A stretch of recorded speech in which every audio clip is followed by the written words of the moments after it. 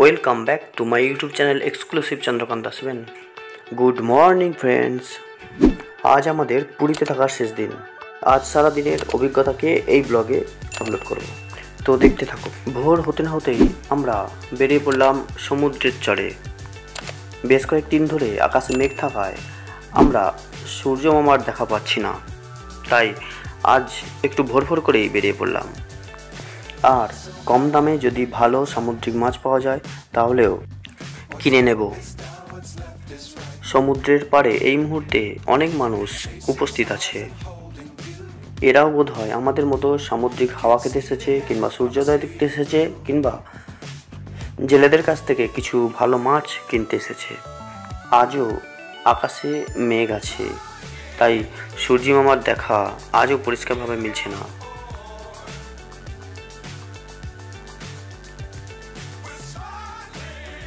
সূর্য মামার সামগ্রিক রূপ দেখতে না পেলেও এই গরমকালে সমুদ্র পাড়ের এই মৃদুমন্দ শীতল বাতাস খুবই আরামদায়ক লাগছে।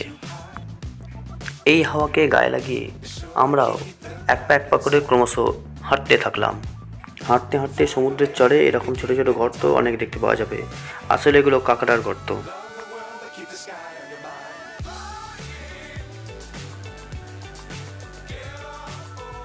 হাঁটতে হাঁটতে মনে হচ্ছিল সারাদিন যদি এইরকম আবহাওয়া যায় তবে ভালোই হয়, তবে তা হওয়ার নয়।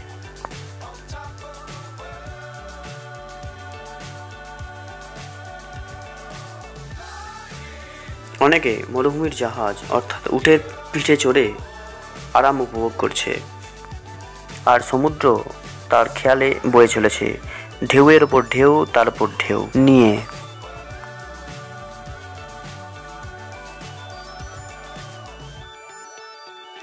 সমুদ্র উপকূলে হাঁটতে হাঁটতে হঠাৎ চোখে পড়ল এক শিল্পী ভাইয়ের, যে আপন মনের মাধুরী মিশিয়ে বালির ওপরে ফুটিয়ে তুলেছে এক মৎস্যকন্যার রূপকে।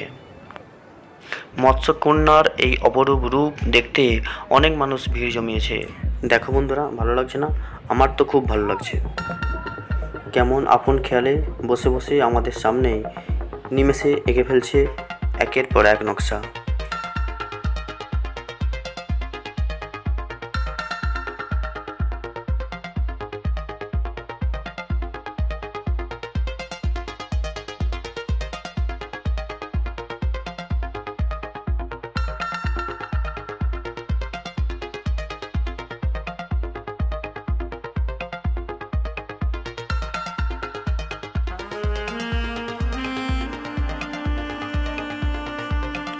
প্রতিদিনের মতো আজও সকালে সমুদ্রের চড়ায় বসেছে পসার। সেখানে শাঁখ, শাঁখা, গামছা আরও অনেক কিছু বিক্রি হচ্ছে।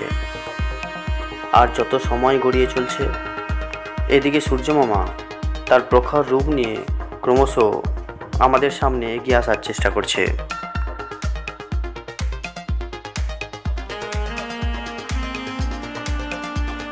সমুদ্রের চড়ায় হাঁটতে হাঁটতে আবারও লক্ষ্য করলাম একটা বালক আপন খেয়ালে বালি নিয়ে খেলা করে চলেছে।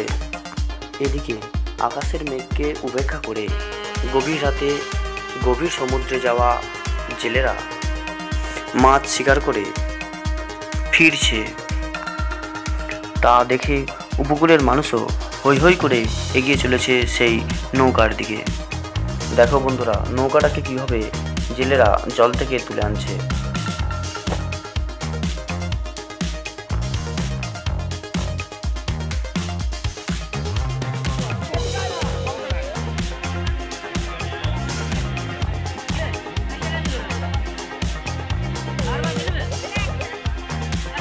সকলের মতো আমরাও নৌকায় ভিড় করেছি।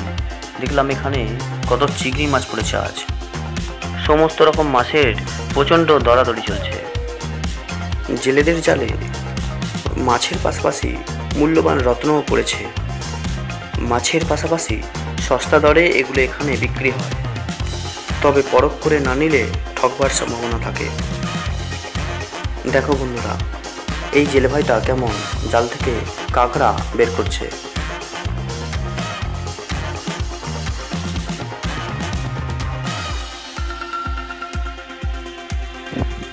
এই সামুদ্রিক কাঁকড়া এখানে বিক্রি হয় এবং এগুলো খেতেও খুব টেস্টি। সকালবেলা সমুদ্র পাড়ে ঠান্ডা হাওয়া খাওয়ার পাশাপাশি যদি চা খাওয়ার ইচ্ছা জাগে তাহলে তারও ব্যবস্থা আছে। এই মুহূর্তে সমুদ্রের পাড়ে অসংখ্য ট্রলার উপস্থিত হয়েছে তাদের মাছ নিয়ে।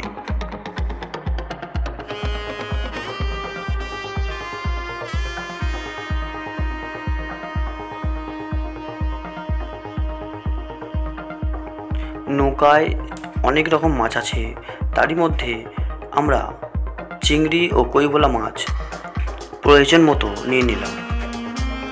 নৌকাগুলোতে দেখলাম পমপ্লেট মাছ আছে, তবে কোনো একটা নৌকাতে দেখলাম কয়েকটা শঙ্কর মাছ ধরা পড়েছে। এদিকে সময় অনেক এগিয়েছে, সূর্য তার প্রখর তাপ নিয়ে উপস্থিত হয়েছে। আমরাও মাছ কিনে নিয়ে গুটি গুটি পায়ে ফিরে আসছিলাম, তো সমুদ্রের চরে মৎস্যকন্যার সামনে হঠাৎ লক্ষ্য করলাম একটি কুকুর নতমস্তকে পায়ের কাছে বসে আছে। তারপর উট সওয়ার করছে, ফেরিওয়ালা ফেরি করছে, পর্যটক হেঁটে চলেছে, আর সমুদ্র নীল আকাশের নিচে তার সফেদ স্রোতরাশি সমুদ্র উপকূলে আছড়ে পড়ছে। শিশু তার মায়ের কোলে বসে খেলা করছে, আর আমরা গুটি গুটি পায়ে ফিরে এলাম হোটেলে। এখানে সাইট সিন ভ্রমণের অনেক জায়গা আছে ও এজেন্টও আছে, কিন্তু আমরা এবারে কোনো সাইট সিনে বেরোবো না। তারপর আমরা চলে গেলাম মার্কেটে।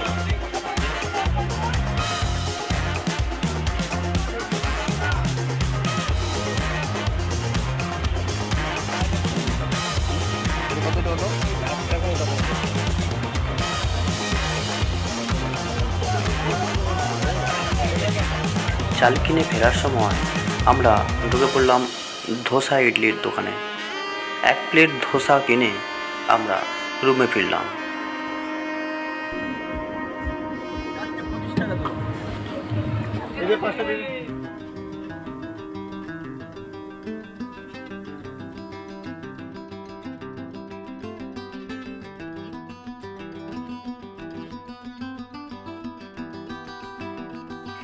খাবার খাওয়ার পর কয়েকজন রান্না করতে শুরু করলো, আর আমরা চললাম গাঙ্গুরামে খাজা কিনতে। এখানে গাঙ্গুরামের অনেক দোকান আছে, তবে কোনটা আসল কোনটা নকল এটা বোঝা কিন্তু খুব শক্ত।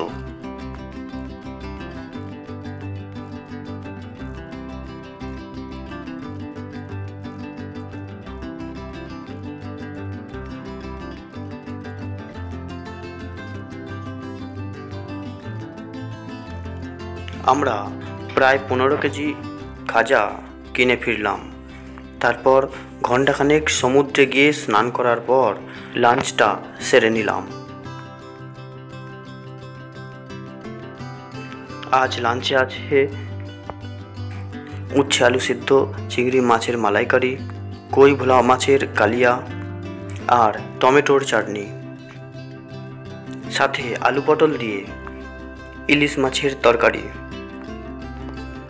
আজকের লাঞ্চটা সবাই মিলে একটু জমিয়ে খেলাম বটে।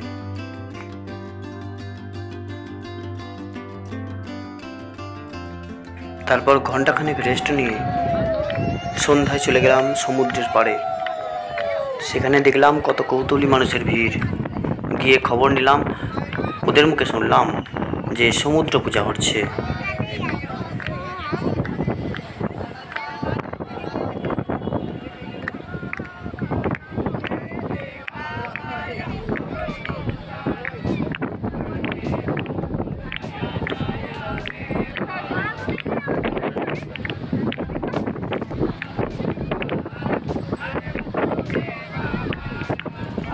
কিছুক্ষণ পর আমরা সি বিচ মার্কেটে প্রবেশ করলাম আমাদের অবশিষ্ট মার্কেটিংটা কমপ্লিট করার জন্য।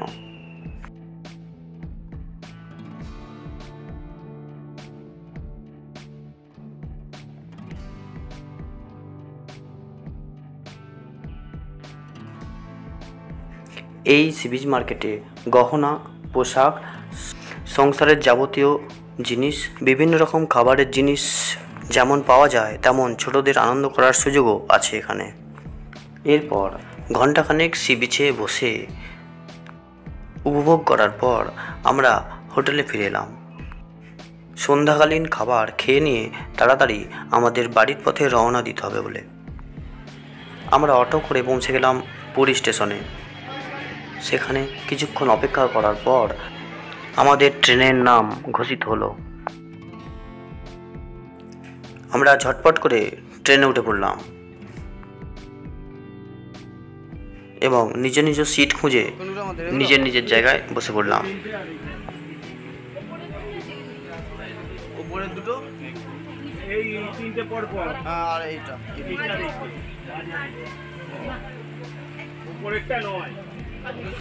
আমাদের ট্রেন 8 নম্বর স্টেশন থেকে 10:40 ছেড়ে দিয়েছে শালিমারের পথে।